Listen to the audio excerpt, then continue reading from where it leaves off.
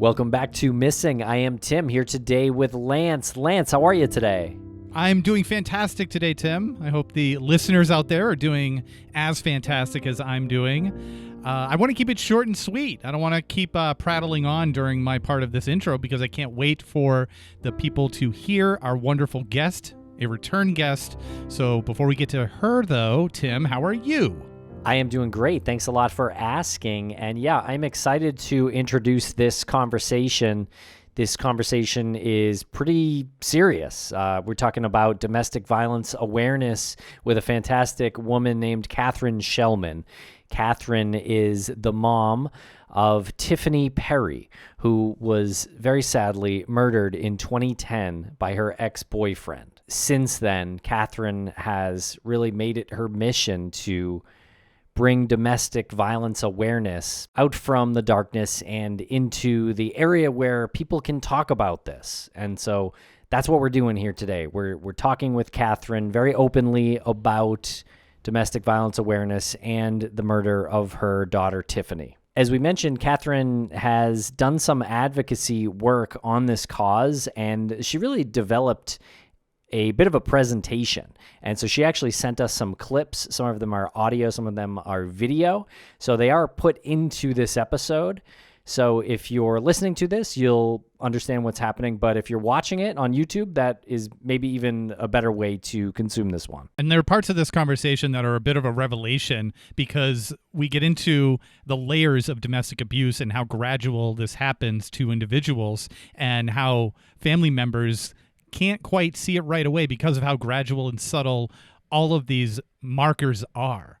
And there's that layer, there's the law enforcement layer. This conversation is going to leave you wanting to do something.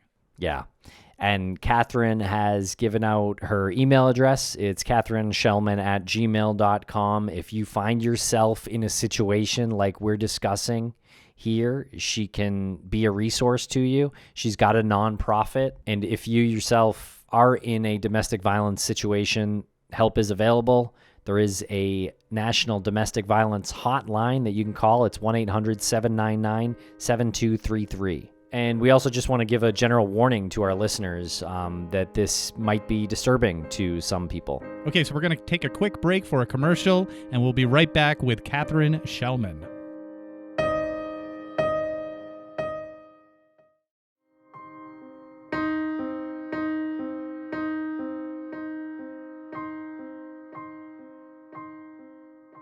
Welcome back to the podcast. Catherine Shellman, how are you tonight? I'm doing well. Thank you so much. And thank you for having me on tonight. I appreciate it. Yeah, we appreciate you coming back to speak with us. We had you on a few weeks ago with Jason Watts in regards to Jason Landry's disappearance and the excellent work that the two of you are doing to try to bring answers to the Landry family. And I think I'm not kidding here, the second you started speaking, I texted Tim and I'm like, she's got to come on. Like, she has to come on to speak about what her other advocacy work is. And a handful of guests do that, where it's like you start talking and it's like this revelation of like, wow, this is a good person here. So thank you for being in our world. Yeah, thank you. I appreciate you very much. And yeah, you never know until you start talking to someone what you might find out. So yeah, what we're going to talk about tonight, I'm excited to be talking about it because I am an advocate. And so yeah, hopefully we can reach a lot of people. Absolutely. Yeah. And you've been searching for Jason Landry, who is a missing person. And we had you on recently along with another advocate, Jason Watts. And we're speaking about the disappearance of Jason Landry.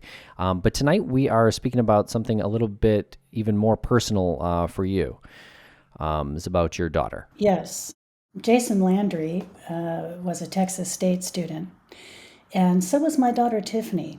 Tiffanie was 23, and she was in her final semester working on a business management degree. And Tiffanie found herself in an abusive relationship. When she broke up with her abuser, 2 weeks later, he shot and killed her and then turned the gun on himself and took his own life. So that's kind of how that all tied together when we were talking about how I came to be involved in missing person Jason Landry. It's because he was a fellow Bobcat like my daughter was. A fellow Bobcat is? A Texas State University That's their mascot is the bobcat. Okay, I figured. We're in the Northeast. We don't the That's right. college sports isn't as big. So when you said a fellow Bobcat, I'm like, I think that's like a mascot, but maybe Sorry. that's just a term of endearment. I don't know. Oh, well, it's that too, but no, I'm sorry. That's the Texas State University Bobcat is their mascot. I didn't mean to make light of the No, no, it's all good. statement. You said that your daughter Tiffanie was in a abusive relationship. How long had the relationship been going on? And I'm thank you for asking that because Tiffany was in the relationship for 5 years. She was 18 when she met Kenny. And if I could just back up a little bit, a lot of people ask, well, why would you date a jerk? Well, it's not like on date number one, an abuser goes, hey, I'm going to be really cool and honorable and really good to you for 6 months, a year, 2 years. And then I'm going to slowly start grooming you and start making you feel like you need to accept the things that I tell you and the things I do to you, and then I'm going to kill you. I mean, if it was that obvious on date number one, who would have a second date, right? So it's not that obvious. And so when we say, why would someone date an abuser or why wouldn't someone leave an idiot? Well, it's not that easy, and we'll get into that. But if you wouldn't mind, please, Tim, can you go to Tight Knit Family, that photo? Because I just kind of want to let people know that, Tiffany came from a very close family. She had one sister and lots of aunts and uncles and cousins, and there was no violence in our family. There was no drug abuse. There was no alcohol abuse. There was no outside forces that would cause, any kind of reason for someone to go into a dating or domestic violence relationship. So here you can see this is Tiffany in the top left. She was about 18 months old. And every holiday we spent together, we kind of hopped around from house to house, from her dad's family to my family. And again, we were really very close. Tiffany was working at a restaurant called the Texas Cattle Company. It's a steakhouse in Cedar Park, Texas. And she was a hostess there. And Kenny came in with his father one night. They just started talking and they hit it off. And I remember Tiffany coming home that evening going, Mom, I met this really, really nice guy.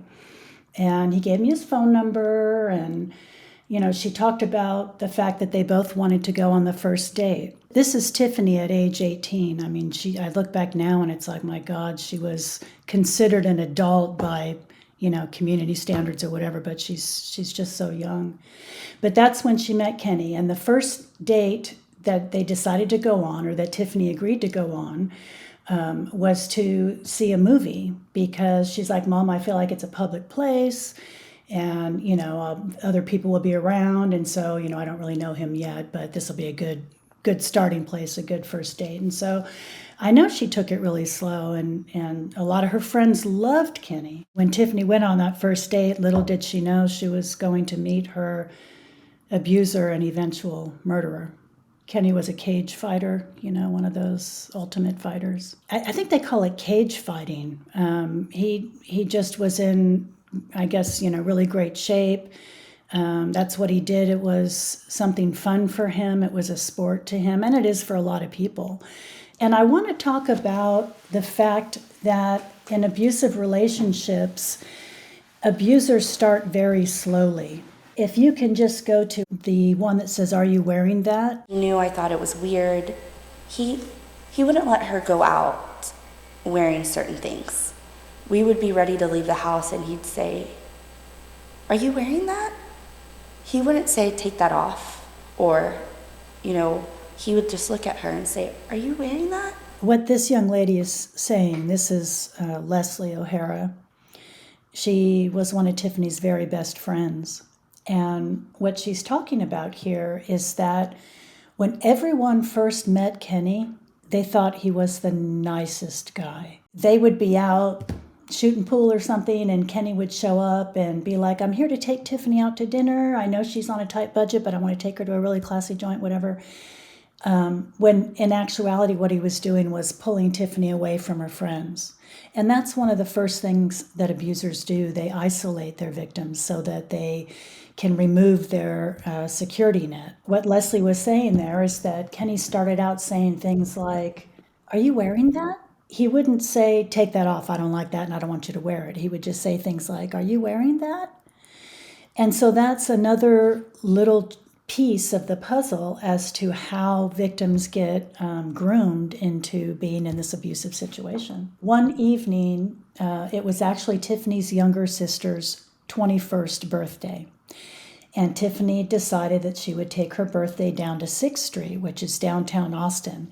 And on the weekends, they block off either end of 6th Street, so it's walking traffic only. And there's every kind of place you can imagine, fine dining there. There's karaoke clubs, there's jazz clubs, there's all different. You just walk from club to club, and it was Becky's 21st birthday, so Tiffany's like, "I'm going to take her downtown." They were out until about 3 o'clock in the morning, and I have a video clip and an audio clip of Tiffanie having called Kenny, and she's saying to him, "You keep calling me. I'm okay. I hope you're okay with the fact that I'm at home now.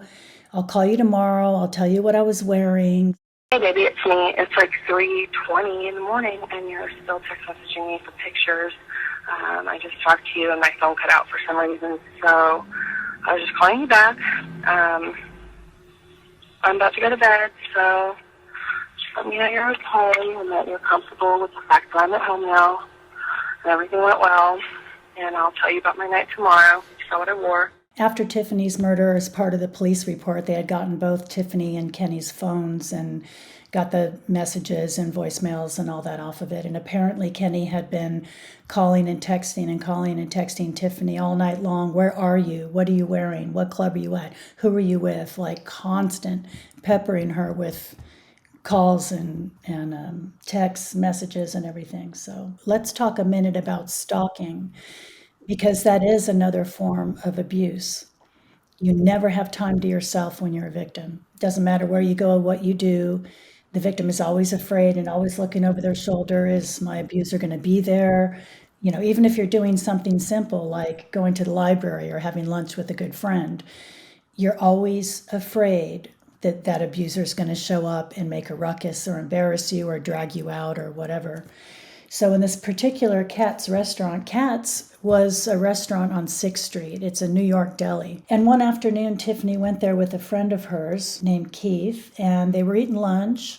They were there for an extended period of time. And as they walked out of the restaurant, there's a guy with his motorcycle up on the sidewalk, like looking into the restaurant, and he's got his helmet on. Tiffany recognizes the motorcycle and says, "Oh my God, Keith, you're about to meet my ex-boyfriend, Kenny," because she had broken up with him several times. On average, victims break up with their abusers anywhere from 7 to 12 times before it's a permanent breakup. So we walk into Kat's restaurant, have an extended lunch. We're there for almost 2 hours. And as we are leaving, she's walking in front of me. And I could tell that she was talking to somebody, but I didn't see immediately who she was talking to. And as she's walking along, she turns around and says, "You're about to meet my ex-boyfriend." As she's walking towards him, he's taking off his helmet, and she says to him, "Have you been here the whole time?" And he shrugged his shoulders, kind of acknowledging that he had been there the whole time. Kenny takes off his helmet and says, "What are you doing?" And Tiffany says, "I'm having lunch with my friend Keith." Tiffany asked him, "Have you been here the whole time, the whole hour and a half that we've been here?" And he just kind of shrugged his shoulders like, yeah, confirming he had been there the whole time, and with his motorcycle up on the sidewalk looking into the window. So just scary stuff like that. And we'll be right back after a quick word from our sponsors. Thanks to our sponsors, and now we're back to the program. I mentioned earlier that abusers like to isolate their victims. Well, at one point in their relationship, Kenny had convinced Tiffany that none of your friends like our relationship. Your parents don't like our relationship. Let's move out of town. Let's turn over a new leaf. Let's start over somewhere. It's you and me against the world, blah, blah, blah.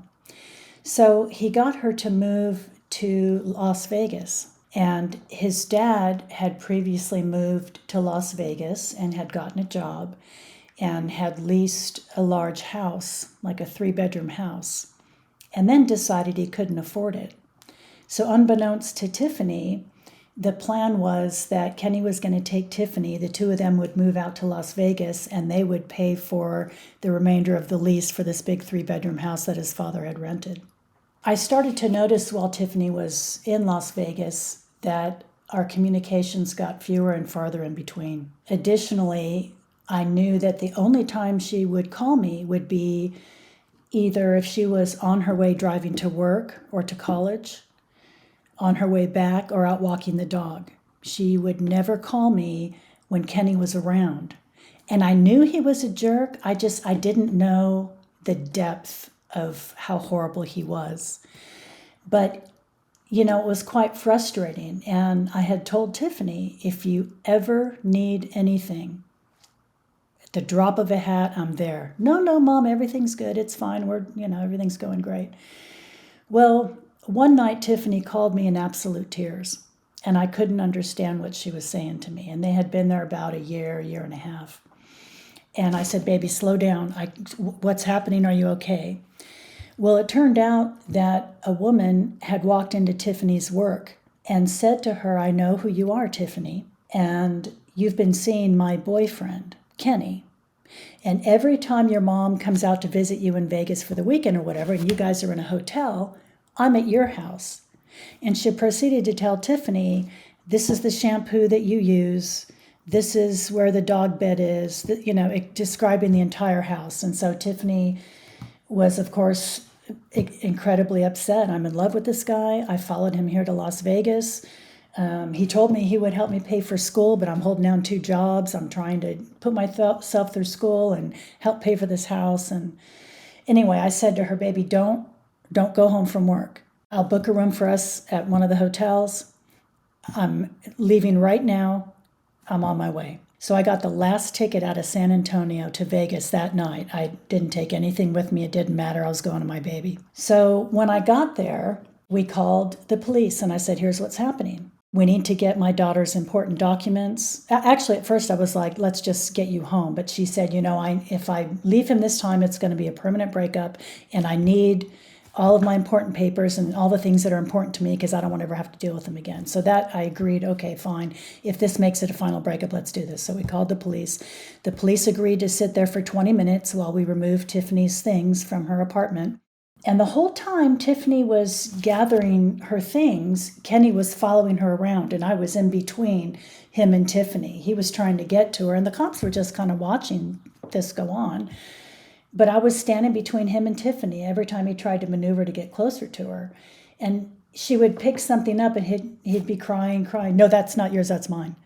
And then he'd cry, why are you leaving me? I didn't do anything wrong. That's mine, put it down. I mean, it was just the strangest behavior. It was like a light switch off and on. So finally, we threw everything in the truck. I had rented a trailer. We put her car in the trailer. We got on the truck and took the long way home back to Texas, back roads and everything, just in case he would follow us. Well, we got Tiffanie in an apartment. My husband and I had a small ranch in Wimberley, which is just about an hour outside of Austin. And we put her to work out there. We, let her paint some horse stalls, and we paid her like $15 an hour just to keep her busy, give her something to do that summer, keep her with us, make sure Kenny was out of the picture, wasn't able to track her down. Well, for some reason, one of Tiffany's friends told Kenny the name of the apartment complex she lived in. So he went to the apartment complex, found her car, and sat in his car for days waiting for her to leave her apartment. So that's how we got back into her life again.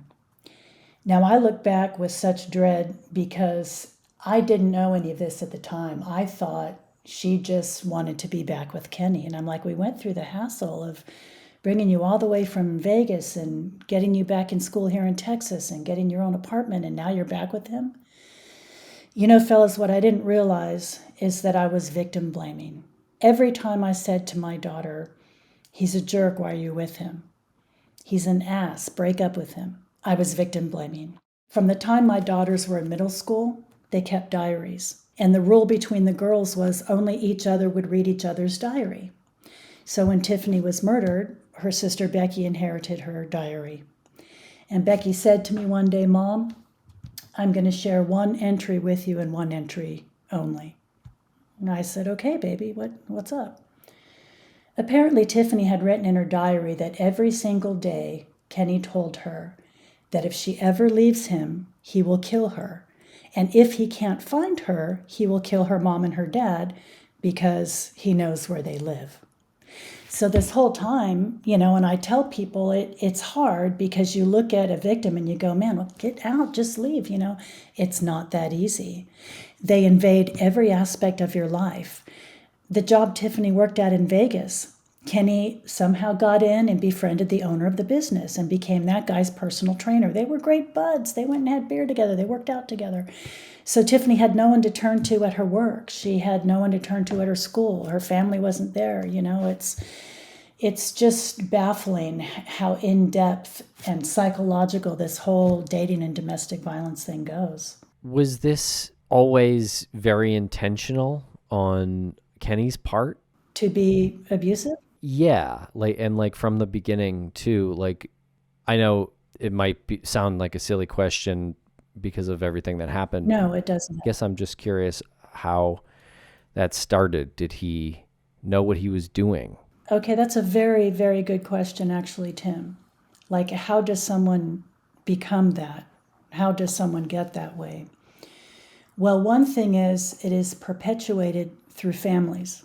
And I will tell you that according to what he told Tiffanie, he had a very abusive childhood.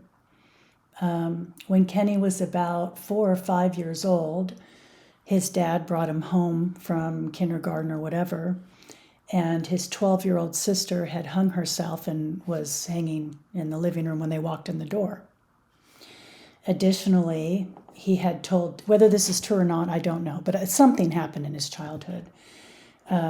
He also told Tiffanie that his father would hold a gun to his head to make sure he finished his homework. So obviously that is very abnormal upbringing. And this kind of abuse is not talked about because people are embarrassed. Whether it's domestic violence, dating violence, sexual assault, all these type of abuses are humiliating to the victim, and so they don't talk about it. And so, but part of me believes that, everybody has choices to make. And in the process of giving presentations at universities and high schools, and, honestly, a lot of people come up afterwards and share their stories, including the academic, the teachers and counselors and principals will share their experiences. So I don't want anyone to think, well, you have to be stupid to fall in love with someone like this, or you must not be well educated, or you must not be very bright, because it happens to anyone. But it is perpetuated. However, I know several people who have been abused, and they didn't grow up to be torturers and murderers. They made the choice that, man, that sucked, I went through that, I'm not going to inflict that on somebody else. So it's not an excuse, but, it does happen. It does perpetuate. So doing things like this, being on your show, you guys allowing this conversation to take place, does nothing but help, because it lets people out there know, 1, you're not alone, 2, you're not stupid, and 3, there is help. There are things you can do to be safe while you're in this situation until you get out of it, and how to leave safely. And I will say that the most dangerous time in a dating or domestic violence relationship is not necessarily when you're in the relationship.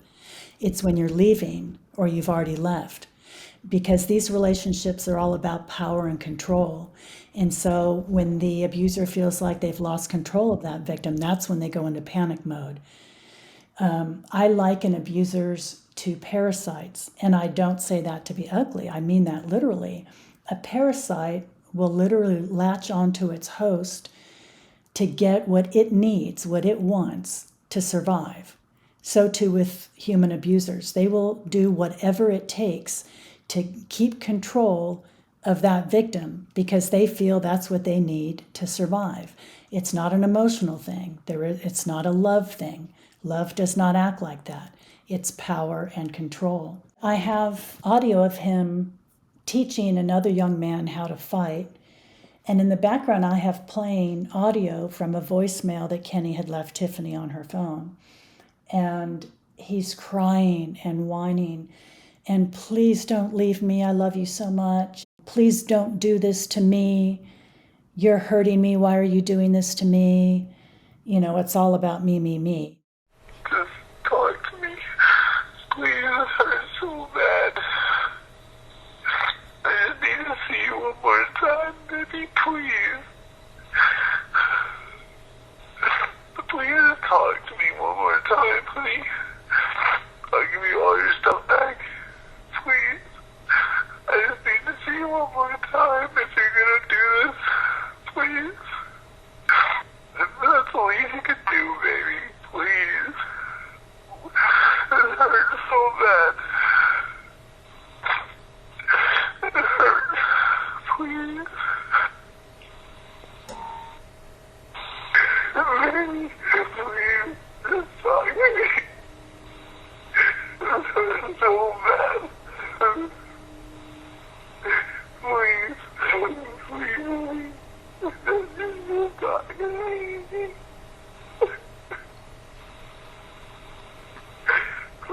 There's no taking responsibility for his actions, like, you know, sorry I gave you a black eye that one time, or, you know, and that's another story. Man, and here's one I have to tell you really quickly. One time, Tiffanie, we were very close. We were connected at the hip, really. There were times I forgot where I left off and Tiffanie began. We just thought so much alike. But she said to me, Mom, why don't you come with me? There's a club I want to go to. It's a comedy club. It's downtown. I'm going with so-and-so, my girlfriend. Why don't you come? And I said, sure, I'll be designated driver. Let's go. So we went, and then we ended up going to another place called Maggie Mae's. It's like upstairs. It's an open air room. You know, you can look at the stars. There's a guy in the corner playing his guitar. People are talking. And all of a sudden I look over, and Kenny's there. And he's grabbed Tiffanie by the arm, and he's dragging her down the stairs down to 6th Street. And so I'm like, oh, hell no. And I run after them. I get in front of Kenny, and I'm pushing on his chest, stop, it's girls' night out. What are you doing? You're not supposed to be here, blah, blah, blah. Well, unbeknownst to me, over my shoulder, there are police officers there. And Kenny leans over and says, she's assaulting me. And I was pushing on him. Stop it. Let her go. Well, the officers detained me. And I said, look, you don't understand. That's my daughter. It's girls' night out. He's grabbed her by the arm. He dragged her out of the club. Give us your ID. Please, can someone go after them? He's dragged her off. Give us your ID. So I gave my ID. I explained again what's happening. This is who I am. Well, in the meantime, Tiffany's friend who was with us continued to run after Kenny and Tiffanie in the direction he was dragging her. Now, she was drinking and had foul language and was yelling at the cops, you so-and-sos, go do something, go help her. So because she was belligerent, they handcuffed her and made her sit down. So in the meantime, the officer I was speaking to said, okay, we'll let you go, you know, we understand, whatever. So I go running in the direction where my daughter was dragged off at, and my phone rings, and it's Tiffany's friend, and she says, help, I'm being arrested, I'm in the alley, and the phone goes dead. What alley? I don't know. I'm headed still in the direction. I see her down an alley, and they've got her sitting on the curb, and she's been handcuffed, and I explained to the officers, this is who I am, this is my daughter's friend, abuser, dragged my daughter off, so they let her go. And I said, well, by now he's gone. What do we do? I need to go to his apartment. He's probably taken her there. And they said to me, ma'am, if you go to his apartment, we will arrest you because we saw you assaulting him. So I'm like, you have got to be kidding me. Can you guys go? Well, we have no reason to believe that he's done anything wrong. again, we saw you as, and so it's like, it was an incredibly sleepless night. I'm going to be honest with you here, fellas. As a mama bear wanting to protect your daughter, I called a friend of mine who's 6'6", 320, is a volunteer fireman, big fella, and I said, look, this is what just happened, man, and I need some help. Police won't help me. I can't do it on my own. What can you do? And he said to me, yeah, I've got some informants I can take down there and we can do horrible stuff to him. But what you have to remember is what we do to him, he will take out on her. If Tiffany's not ready to leave him, he will build himself back up by smashing her down. So talk about feeling helpless. It was horrible. Wow. Now here's the key. The next morning, I met Tiffany at her work. And I said to her, Tiffany, when he grabbed you by the arm, you just kind of put your head down and went with him. Why weren't you like struggling to get away? Again, I'm blaming her. She said to me, Mom, Kenny told me that you were drunk and that he came to save me and drive me home because you were going to try to drunk drive me home. I said, Tiffany, if I was drunk, would the officers have released me? Would they have released your friends to my custody? He's lying to you. But somehow, Tiffany said she had blacked out and just kind of didn't know and just kind of went with Kenny because she thought that was the right thing to do. Part of me feels like the reason she did that is because he was so abusive that she knew what she was in for. She just kind of went in survival mode and just walked with him. But imagine being out with your best friend and your mother, and your abuser comes and grabs you and takes you away in front of the police, and no one does anything. That is a horrible story. Just to vent real quick, this isn't a question that needs an answer, but like, why is it so hard for someone who's upholding the law to just acknowledge somebody as a human being and not like something that they have to check a box on when they do the report later on? We have no reason to go there. What do you mean you have no reason to go there? I'm her mom, and I'm telling you, you need to do this. Like, what reason do you need? Like, why do we... Maybe I've watched too many movies, but why does it have to be like such a black and white, well, I need to see him hit her? Yeah, exactly. I'm frustrated sitting here years later. I can't even imagine I wouldn't even been able to function. I don't even know how you functioned. I didn't sleep that night. I just, and the horrible thing is, it's like, even if you have a shred of a thought that something bad could happen to this young lady, why wouldn't you go knock on the door and just say, hi, are you okay? Go to his apartment? Nothing. Come on. Like suggest to you, well, if you were to tell me you wanted a wellness check on your daughter or him, maybe I could, and encourage you to do something that would give them reason to go. But instead, it's just, they got a bunch of drunk people out on 6th Street, and it's like, you're just another scene that they're just kind of filing away. Very frustrating. If you don't mind, you had said the comments that you had been making in retrospect are victim. It was victim blaming. And I would love to have you kind of open that up a little more, because what you're doing, describing all of this, is breaking it down to this like minutia that really needs to be broken down, because I think that's what people need to build off of. They need to see it all broken down and then build off of it. So the grooming is so gradual, and the victim blaming, and I'm doing air quotes, is like not you intentionally victim blaming. It's you thinking you're giving advice. It's you thinking like it's logical advice. Can you break down those two things a little bit more for me or for the listeners? Sure. I'll tell you this. I'll start by saying that everyone who knew Kenny loved him. Kenny's boss was interviewed by police after Tiffany's murder. And the boss said, not only is he a great employee, he gets here early every day, he stays late, he's one of my best guys. I can't believe he would do something. I can't believe he would do something like this. The neighbors in his apartment complex thought he was a fabulous guy. He walks his dog. He's so nice. And so what people don't realize, and what I didn't realize, was how horrible things were behind closed doors. it wasn't until after Tiffany's murder that I got a better look at what was happening in Tiffany's life, because I had gotten all of Tiffany's friends together and her father and a couple of her neighbors, some friends of hers at school. And we made a small documentary, and I said, look, I don't know what happened here, but let's talk about this. And how did we all not know how bad this was? How did we all not know what was going down? And it turns out what happened was, I call it Tiffany throwing out crumbs, like Hansel and Gretel, just making a little trail of crumbs. She would tell one small thing to one person, one small thing to someone else, one small thing to someone else. And none of us had the full picture of what was going on. In fact, I remember one time Tiffany telling me, this was early on, that she had gone to a movie theater with Kenny and some of his friends and some of her friends.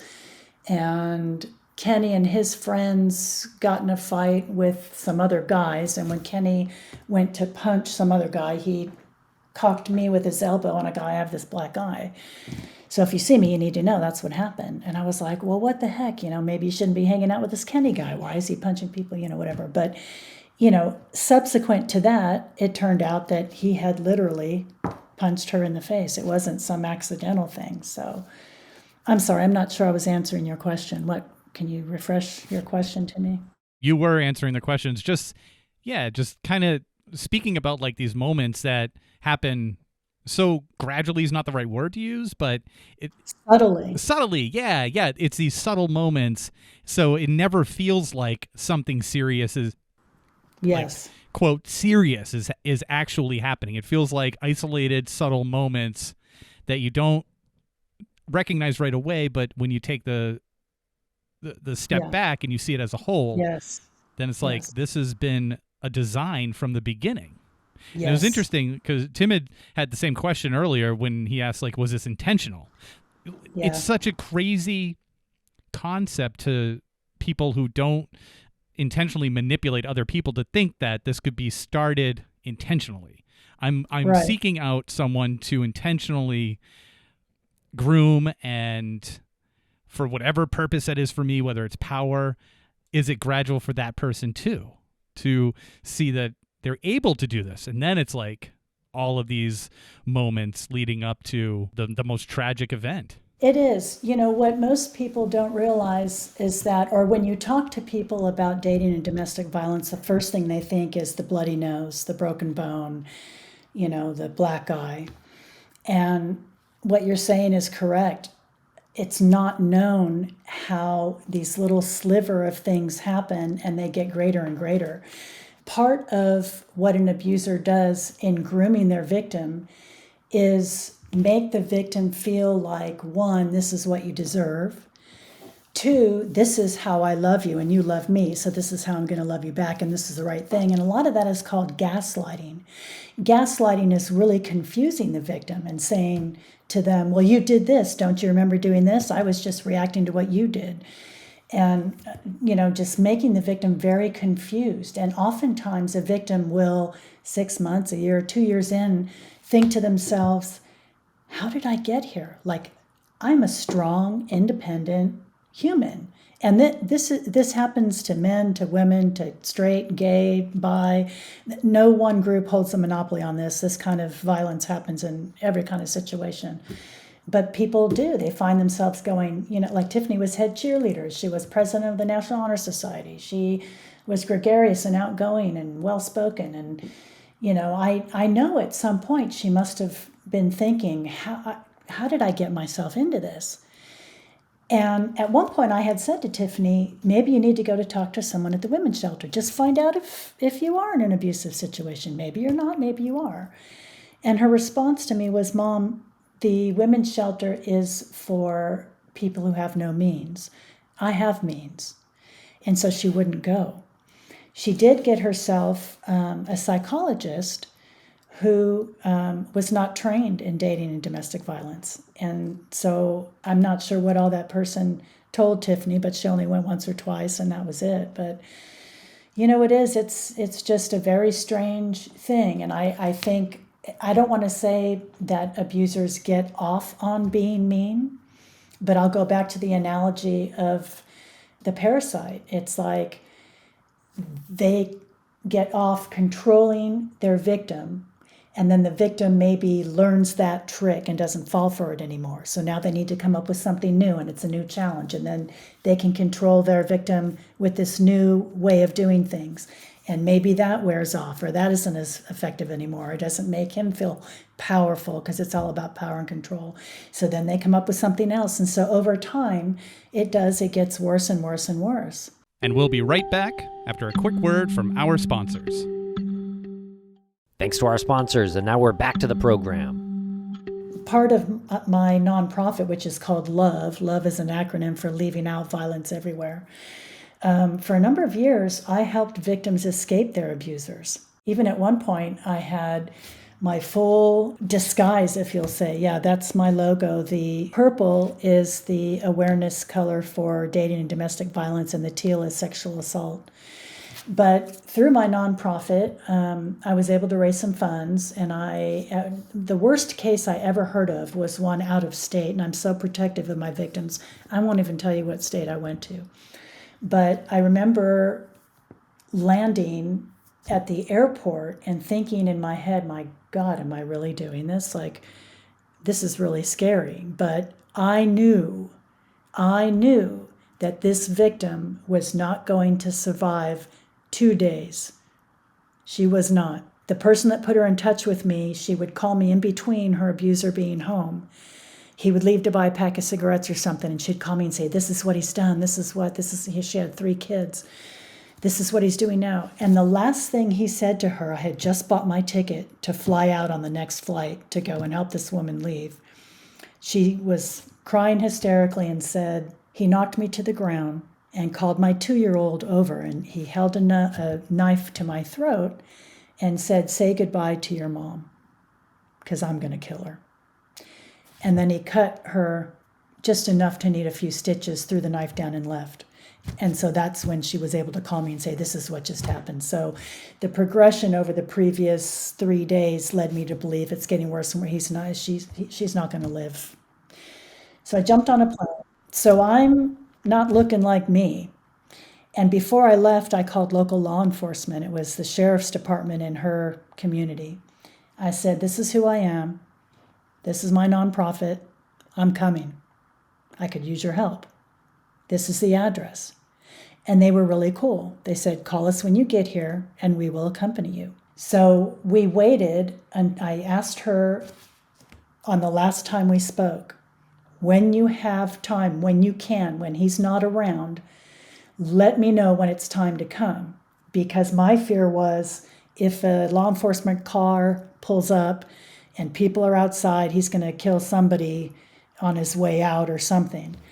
So to me, it was imperative he not be home when we come. She had used some app to get through to me to say, he just left, he's gone.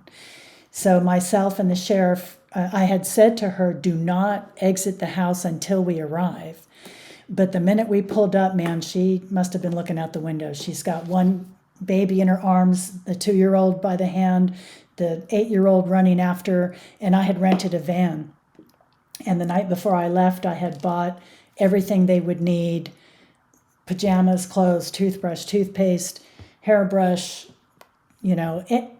everything I thought they could need in a backpack, because I knew they would be leaving with nothing but the shirts on their back. So that was my most scary rescue. And the reason that one was most scary was not because I saw the guy or he was home when I got her, but the sheriff agreed to follow us until we were out of the county. But it was a long drive back. Turns out this guy was what are they called? The Bloods and the Crips. He was a leader in the Bloods. And her phone, I had her throw out the window. I had her a prepaid phone. She called and told his parole officer, this is what's happened. He's been abusing me, and this is my phone number. If he's coming after me or whatever, please let me know. So the parole officer called her back with an informant in his office and put the informant on speakerphone. And what the informant told the victim was, so-and-so has put out a SOS on you. And she's like, what's an SOS? And the informant said, shoot on sight. So apparently all throughout all of these bloods, her picture was put out to all of them with a shoot on sight deal. I don't know what you call that. It's not a warning, but so I'm in a panic now. Great, I'm with her. So everybody's going to get shot.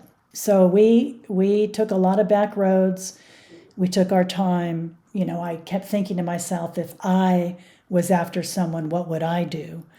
So, you know, she had a friend here in Texas, which is who I was going to take her to. And I made sure, has your boyfriend ever met, talked to, heard, seen from, known this person I'm taking you to in Texas?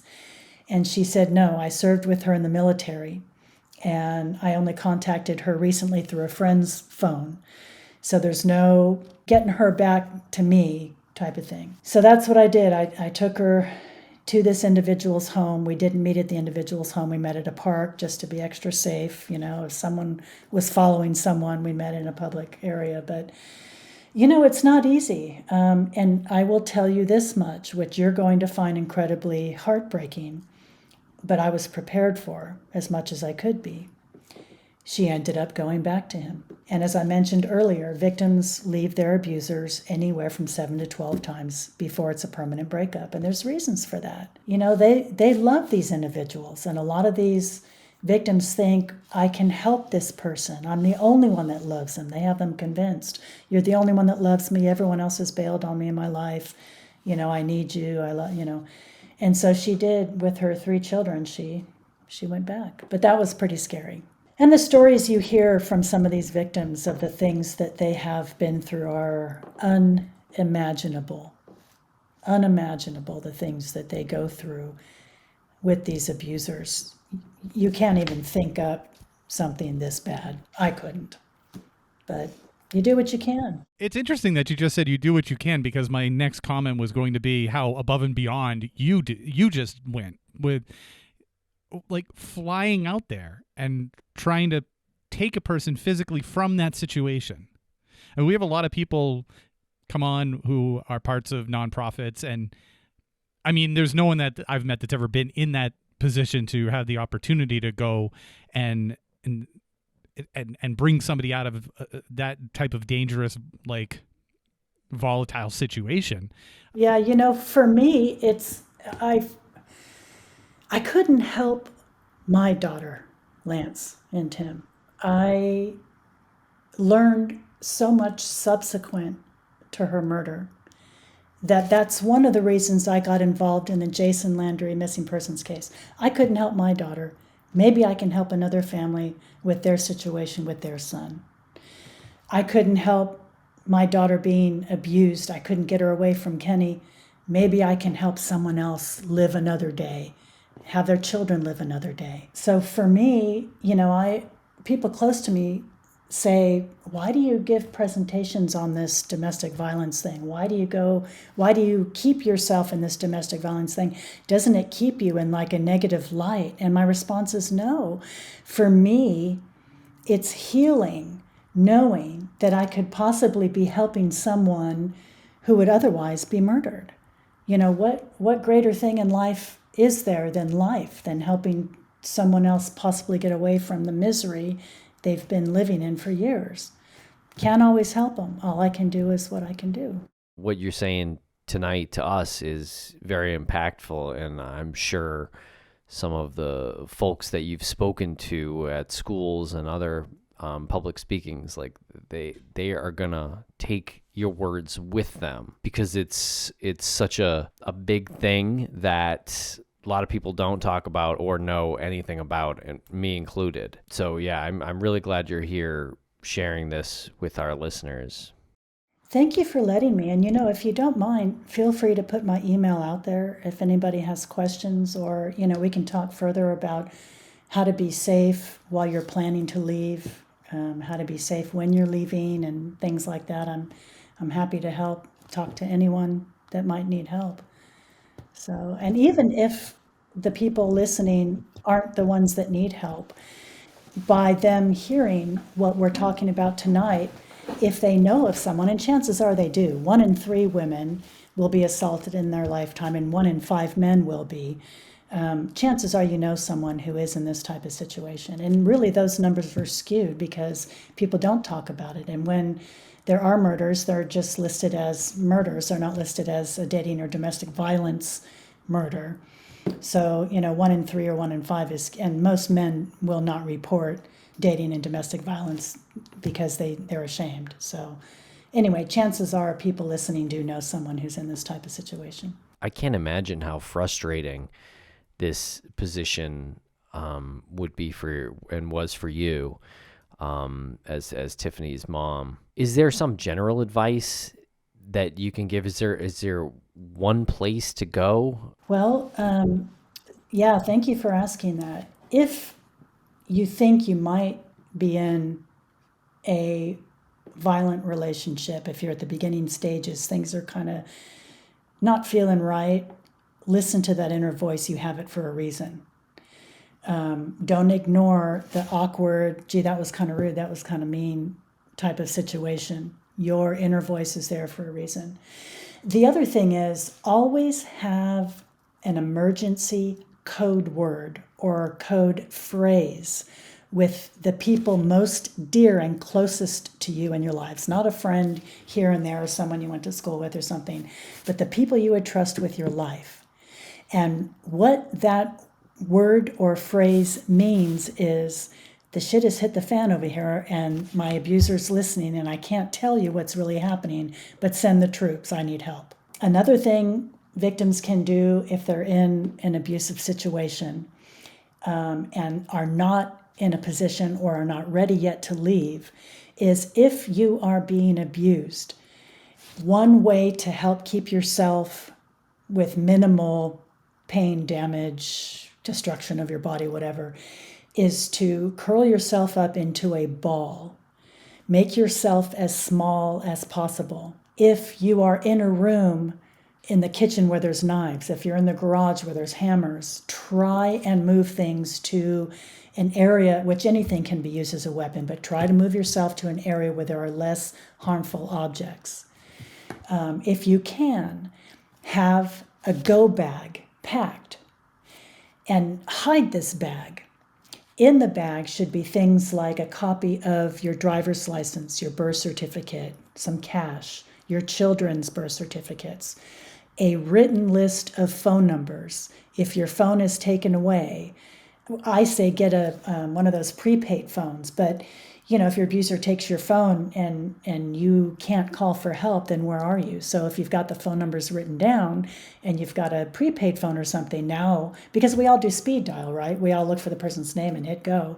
So we don't anymore memorize phone numbers. So these are some of the things that you can do to help keep yourself safe, to be prepared.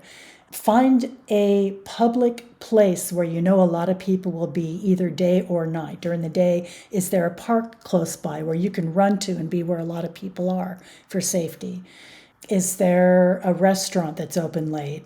Find out in your area where you reside the fastest point from A to B to get to somewhere safe where other people will be. Is there a neighbor that you trust that you can run to a neighbor's house? So things like this, planning in advance. No one knows your abuser and what they're capable of like you do.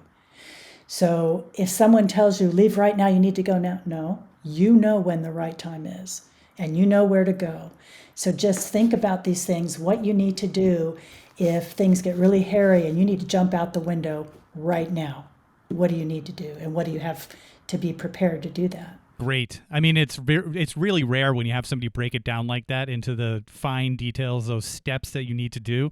And I think you nailed it. I mean, you did nail it when you said the first thing you need to do is listen to your inner voice. We always do that with every decision we ever make in our lives. And we always look back and we're like, oh, I knew it should have been this or this. Like from the most simple choice that you make and you realize, I made the wrong choice.